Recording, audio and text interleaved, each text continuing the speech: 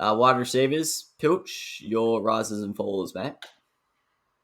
Rises, DJ Moore. A while since he played, but he looks back to his best. Everyone knew how talented the man was. It was just a case of, I guess, target share and how good the QB was. But Darnold looks all right. Now Robbie Anderson's just nothing now. So Moore's copping all the targets back there. So he's going to be an absolute beast for fantasy. He won't even need to score that many touchdowns with this volume. And also Odell Beckham played was it his first game? I believe it was his first game back and balled out. So going to have to put him up there. Yeah, he actually looked sick, Odell. Who are your falls, mate? And fallers, I actually forgot to write it down. So come back to me. All right, we'll come back to you. I'll do mine. Risers, I've got Curtis Van, I believe. I don't think you've traded him, but you have done a lot of trades recently. Cole Beasley. He was around my number 28 heading into the weekend. He had 5 red zone targets, which is something I just don't associate with Cole Beasley. But that's good to see. And yes, Sanders balled out, and yes, Diggs is an absolute freak, but Beasley seems to always get enough footy, which is good to see. And Allen also looked back to his best, which was a bit of a concern in week 1 and 2. So I think Beasley, look, I don't think you're going to start him that much, to be honest. I feel like he's more of a bench player that you're going to chuck in during the buys, but I don't think he's one of the best options you can have there. And I reckon, even though he's been scoring well, just because, I don't know, we saw it last year, I think it's because his name, like, no one really, he's not like a big name player. I feel like he's usually undervalued, but yeah, that's my first riser. My other one is a bit more of a rogue one. It's Curtis Samuel, my man, in my IR slot at the moment. I'm going to wow you here, boys. Time for some shocks. All right, so in his last 10 last year, so I think it's between like week 8 and week 17 or something like that, he averaged 16.26, which for context had him at the wide receiver 14 for that period. So assuming he comes off IR this week and assuming there's no like injury issues that will plague him for the rest of the year, I think he's just a very interesting gamble. He's only rostered in 57% of leagues, and this is a guy who was wide receiver 14 for a large chunk of last year. Yes, he downgrades to a weaker offense, but in that sense, I also think his targets will probably increase. He's only 25, so he's still pretty young, and they're also paying him a guaranteed 22 million over the next 2 years. So they obviously rate him highly. He's going to slot into a wide receiver 2 position. I think he's going to take a lot of the footy away from Humphreys and De'Ami Brown. And yeah, as Curtis said, their running game's not looking great right now, and I reckon he's going to be a very interesting option for fantasy players, and I reckon he's definitely worth a waiver addition if he is not rostered in your league, because yeah, I feel like people definitely forget about some of the IR players early in the season, and when they come off, you can usually get them, well, in this case, in 43% of leagues, you can get them for absolutely nothing, so yeah, I reckon he's definitely worth a gamble. And even in leagues that he's rostered, I reckon if you've got like a bloke like Jacoby Myers or something like that, I reckon that wouldn't be the worst trade, something like that. And then my faller, it's another one of my men on the Mish's Milkman lineup. It's Deebo Samuel.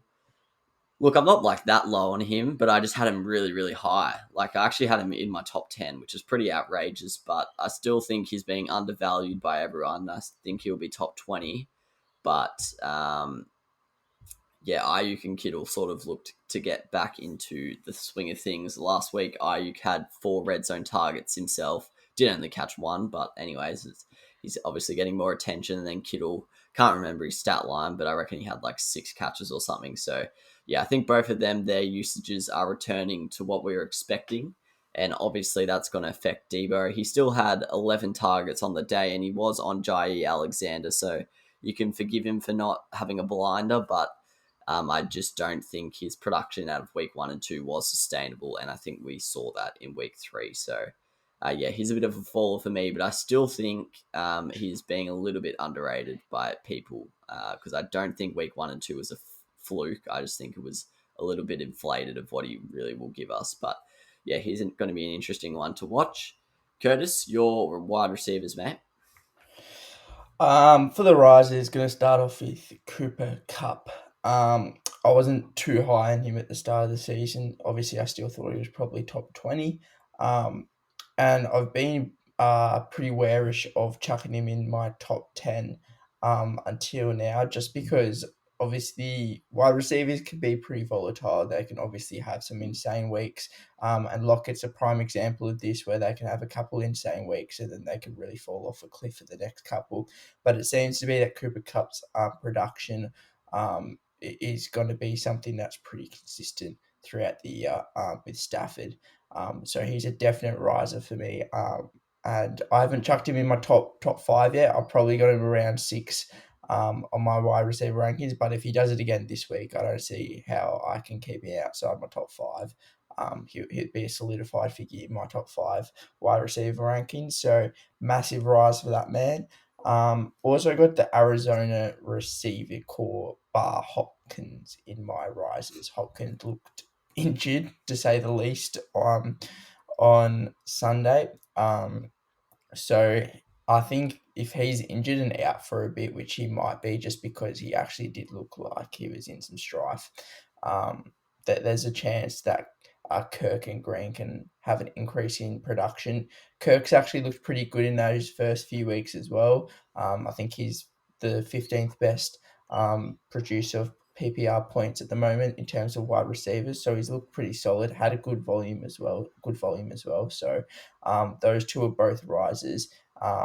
And also, I'm going to give a shout out in my rises to the IR boys, such as like Jerry Judy and Michael Thomas. If you've gone through the hardship of having them for the last couple of weeks and now going into week 4 as well, there's their trade values going up firstly, and you've gone through the hardship of having them, so you might as well keep them now and get them back on the field. Jerry Judy obviously looked elite in that first 3 quarters. I think he had 6 or 7 targets. I think it was six catches for 7 targets or something. He looked pretty elite, and obviously Michael Thomas's talent's pretty much unquestionable.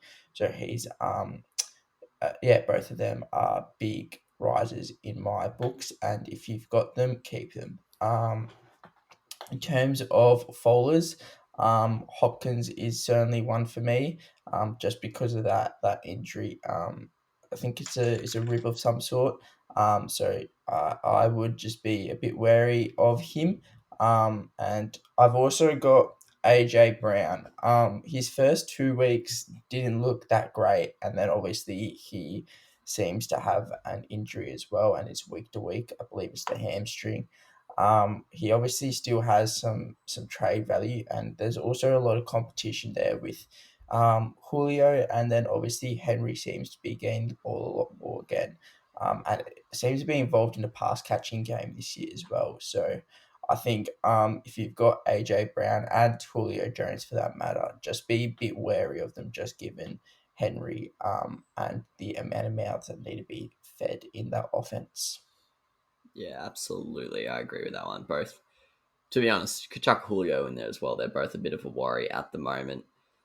AJ Green, he's actually a bit of a spicy option, to be honest. Not that relevant in our league because old mate Mustafa has him, but anyway, he's like actually playing pretty well. And yeah, I've got a couple of my top five. Pilch, you have him in your top five as well, don't you? I'm in my top 2. Yeah, so that just shows how high we are on him. Absolute beast. As a Robert Woods owner, I'm hoping that defenses pull their finger out and just double team the prick. But yeah, I don't even know if he's defendable at the moment. He's playing that well. Also, just got to address Pilch's comment about Chase Young, and that is probably the worst call of all time. Saying I'm a Giants he's a fan. bust. Oh, I said you act hopefully like he's a bust.